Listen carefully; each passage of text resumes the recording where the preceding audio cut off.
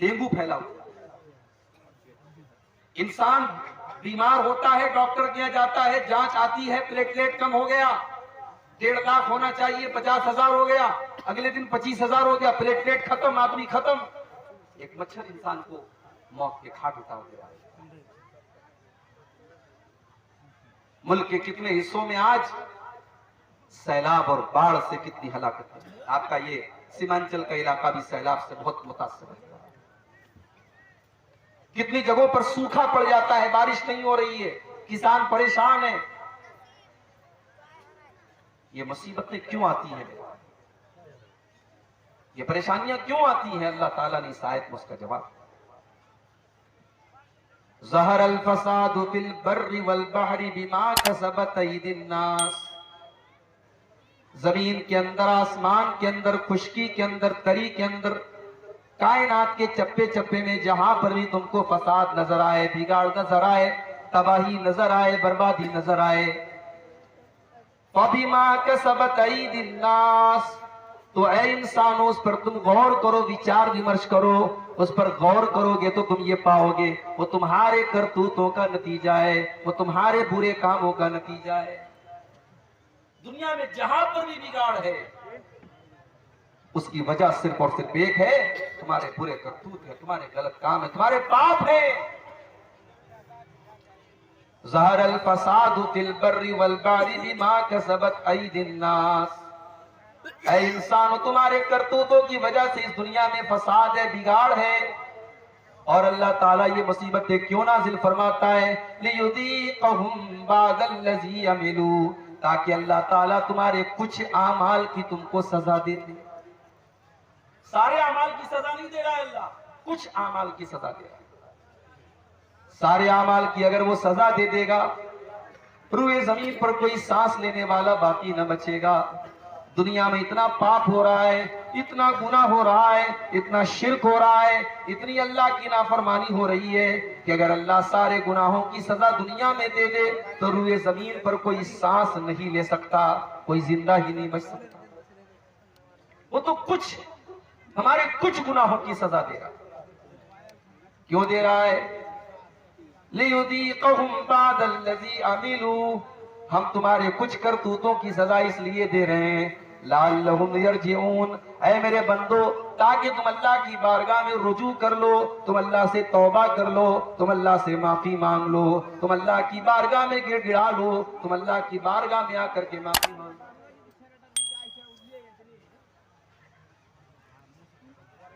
मगर आप गौर कीजिए, कोरोना की मुसीबत आई, एक एक मोहल्ले से, एक एक गांव से 20-20 जनाजे निकले। रमजान का महीना था, कितने शहरों में और कितने मोहल्लों में हमने देखा मस्जिदों से ऐलान हो रहा है, एक ऐलान खत्म हुआ दूसरा शुरू, दूसरा खत्म हुआ तीसरा शुरू। ये दौर भी हमने देखा। वो औरतें जो कभी चेहरा नहीं ढांकती थी, उन्हें भी अपने चेहरे को छिपाना पड़ा, उन्हें भी मास्क लगाना पड़ा। हवाई जहाज पर वो एयर होस्टेस जिसको अपने शरीर को नंगा रखने के लिए पैसा दिया जाता है, तनख्वाह दी जाती है, उस एयर होस्टेस को भी इस बीमारी ने सर से पैर तक नकाब में, उसको आप नकाब कहिए, उसको आप मास्क कहिए, उसको आप जो है सुरक्षा कवच कह लीजिए, कुछ भी कह लीजिए, उसको अपने शरीर को ढांक लो। हमने ये दौर भी देखा।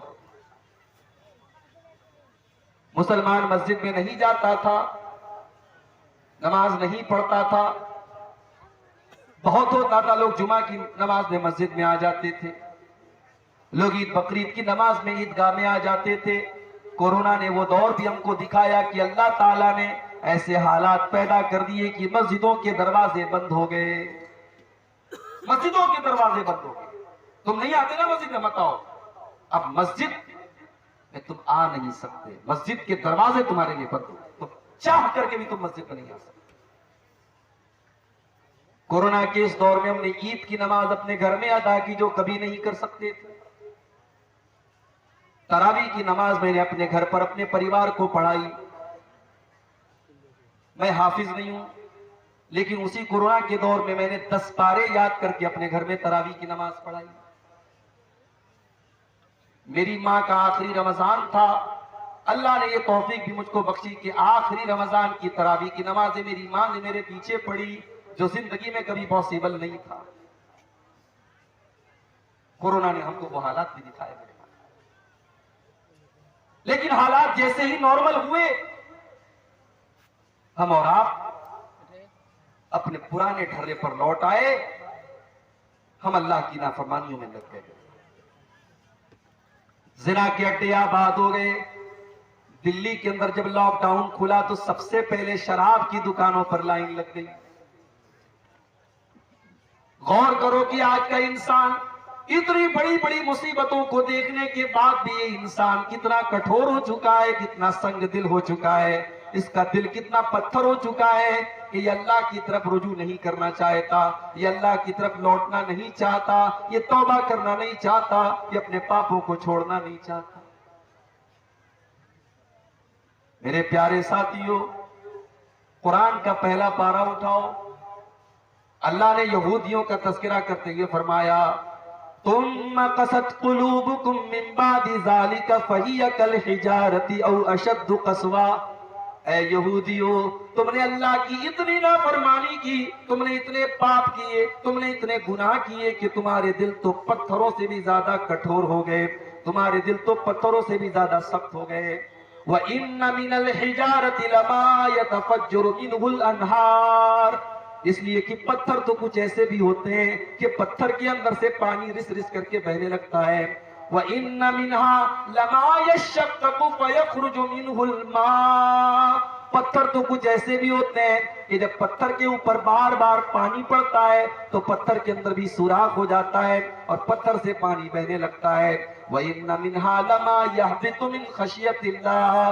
पत्थर तो कुछ ऐसे भी होते हैं जो अल्लाह के खौफ से झुक जाते हैं, नरम पड़ जाते हैं। मगर यहूदियों, तुम तो इतने सख्त दिल हो चुके हो कि तुम्हारे दिल तो उन पत्थरों से भी ज्यादा गए गुजरे। अल्लाह ने तो यहूदियों के बारे में कहा था। आज यहूदियों की जगह हम और आप अपने आप को रख करके सोचें, हमारे दिल भी मेरे भाइयों पत्थरों से भी ज्यादा सख्त।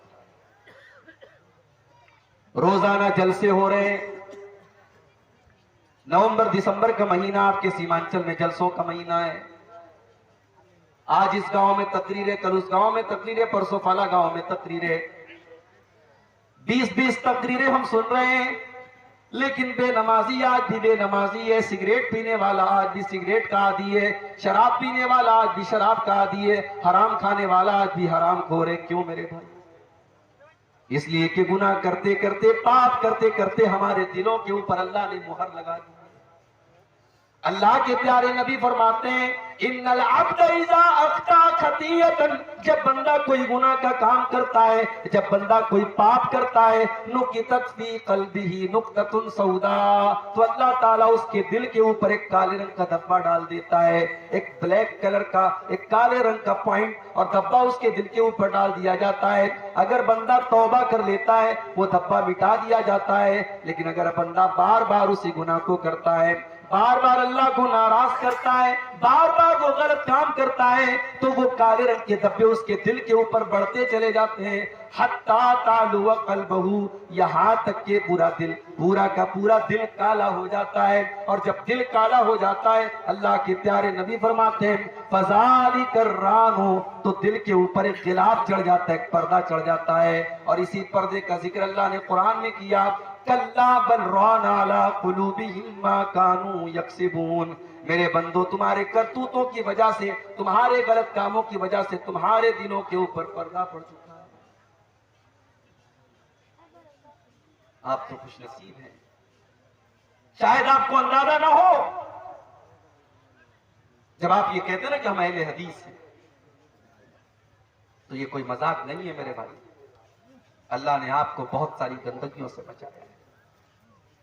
उत्तर प्रदेश में आओ, बनारस से 200 किलोमीटर की दूर पर एक दरगाह है, नाम है कचौछा शरीफ। हर जुमेरात को औरतें जाकर के सजदा कर रही हैं। और आगे बढ़ो, लखनऊ के करीब देवा शरीफ, रंडी का नाच होता है वहां देवा शरीफ के उर्स के मौके पर। और आगे बढ़ो, दिल्ली में निजामुद्दीन की दरगाह, वहां पर लोग सजदे कर रहे हैं। और आगे बढ़ो, राजस्थान में अजमेर है, मस्जिद बगल में है, अल्लाह के दर पे सजदा करने वाले नहीं हैं, मगर ख्वाजा मोइनुद्दीन चिश्ती अजमेरी की कब्र पर लाखों लोग सजदा कर रहे हैं। आज का मुसलमान शिर्क कर रहा है। उसके बाद कहता है कि मुझे जूते क्यों पड़ा रहे? तुझे जूते, तुझे अल्लाह ताला ने जिस चीज का तुझे जिम्मेदार बनाया था, ला इलाहा इल्लल्लाह, तूने उस ला इलाहा इल्लल्लाह की को खत्म कर डाला। तूने इतना शिर्क किया है और अल्लाह को छोड़ करके गैरों के दर पर तूने अपनी पेशानी को इतना जलील किया है कि अल्लाह ताला अगर चाहे तो तुझे सब हस्ती से मिटा। कल रात में मेरा प्रोग्राम था यूपी के अंदर, लखनऊ के करीब एक जगह रायबरेली। मुझे वहां के नौजवानों ने दावत दी, कहा शेख साहब हमारे यहाँ बिल्कुल अहले हदीस नहीं है, 2-4-5 घर के लोग हैं, आप आइए। पूरा इलाका कब्र परस्तों का इलाका, मोहब्बत रसूल के मौजू पर वहां मेरी तकरीर। बड़ा अच्छा कस्बा है यूपी का रायबरेली, बड़ी तरक्की पे है वहां के मुसलमान। मुसलमान तो है, तो कौन से मुसलमान है अल्लाह को छोड़ करके गैरों के घर पर सर झुका। दीपावली का त्योहार आया, हमारे कितने मुसलमान गैर मुस्लिमों को मुबारकबाद भी दे रहे थे और बड़े बड़े बैनर लगा रहे थे। इसी बिहार में सीवान में एक जगह मैंने देखा बैनर लगा था, कोई मुसलमान दुकानदार अपने गैर मुस्लिम भाइयों को दिवाली की मुबारकबाद दे रहा था और बैनर पे लिखा था मां लक्ष्मी आप पर कृपा करे। यानी मुसलमान को यह भी पता नहीं है कि तौहीद का मतलब क्या है और शिर्क का मतलब क्या है और कौन सी चीज ऐसी है जो उसकी तौहीद को बर्बाद कर देती। कुछ बेशरम मुसलमान हैं, कहते अरे हम तो बिस्मिल्लाह पढ़ के सब खा लेते हैं। गैरुल्लाह के नाम पर कोई मुर्गा ज़बा किया गया, गैरुल्लाह के नाम पर बकरा ज़बा किया गया, गैरुल्लाह के दर पे चढ़ाई गई मिठाई आई, ये बेशरम बिस्मिल्लाह पढ़ के खा लेता है। कल को सुअर का गोश्त तेरे सामने आएगा तो बिस्मिल्लाह पढ़ के खा लेगा। कल को शराब तेरे सामने पेश की जाएगी तो बिस्मिल्लाह पढ़ के पी लेगा। जितनी हराम शराब है और जितना हराम सुअर का गोश्त है, उतना ही हराम एक मुसलमान के लिए वो चीज है मेरे भाइयों जिस चीज पर गैरुल्लाह का नाम नहीं जानते हमारे मुसलमान। आजकल बड़ा मीडिया में एक मामला चल रहा है, दिल्ली के अंदर एक मुसलमान लड़के ने गैर मुस्लिम लड़की के साथ लिव इन रिलेशनशिप में रहते। अब ये भी चल रहा है समाज, शादी के बगैर लड़का लड़की रह रहे, समाज को कोई एतराज नहीं है, समाज उसको बर्दाश्त कर रहा है। ये नया भारत है, ये आधुनिक भारत है, ये मॉडर्न भारत है। मेरा इस्लाम तो ये कहता है तुम निकाह कर रहे हो, तुम शादी कर रहे हो। मौलवी साहब भी आ गए, उन्होंने निकाह भी पढ़ा दिया, लेकिन आपका मकसद घर बसाना नहीं है, आपका मकसद सिर्फ अपनी शहवत को पूरी करना है। तो कुरान कहता है कि ऐसा निकाह करना जायज नहीं है। मुहसिनीना गैर मुसाफिहीना, निकाह का मकसद घर बसाना है, परिवार बसाना है, सिर्फ अपनी शहवत को और अपनी सेक्सुअल डिजायर को पूरा करना नहीं है। भाई इंसान और जानवर में कुछ तो फर्क होना चाहिए। यानी इस्लाम इस बात की भी इजाजत नहीं देता कि आप निकाह करें इस मकसद के तहत कि हम सिर्फ अपनी ख्वाहिश पूरी करें। नहीं, आपको घर बसाना है, आपको बीवी का हक अदा करना है। वो इस्लाम जो निकाह के मामले में इतनी पाबंदी लगाता है, क्या वो इस्लाम इस बात की इजाजत दे देगा कि लड़का लड़की बगैर शादी के लिव इन रिलेशनशिप में रहे? खुली हुई ज़िनाकारी है। और आफ्ताब नाम का वो लड़का श्रद्धा नाम की एक लड़की के साथ रहता था। सवाल यह नहीं है कि श्रद्धा के घर वालों को इतराज था कि नहीं था, सवाल यह है कि आफ्ताब के घर वालों को इतराज क्यों नहीं था। समाज की ये दोगली तस्वीर भी हमें खत्म करनी पड़ेगी। हमने लड़कियों पर पाबंदियां लगाई, लड़कों के लिए सब माफ है।